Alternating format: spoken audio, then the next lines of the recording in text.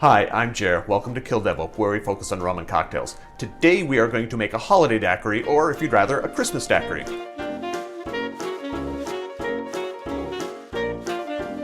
We're going to start with our rum. I'm going to add 2 ounces of the white rum into my shaker.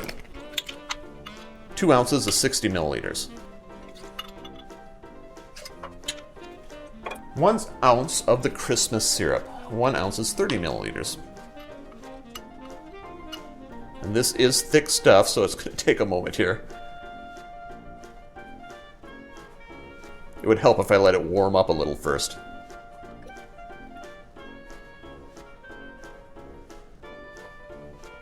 There we go. Then half an ounce of fresh squeezed lime juice. Half an ounce is 15 milliliters. Add your ice.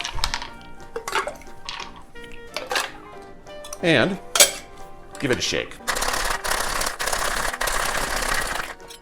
I am going to single strain this. You may double strain it if you'd like. In fact, with this Christmas syrup, I often double strain, but in this case, I'm just going to single strain. Because I like my daiquiris with a little bit of ice.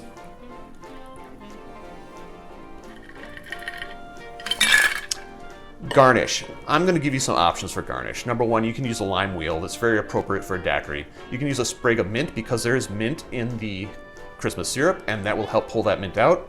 Today, I'm going to be using cranberry skewer and a sprig of rosemary. And I think I'm just going to tuck that in there like that. And there you have it, a Christmas or holiday daiquiri. Drink with good spirits.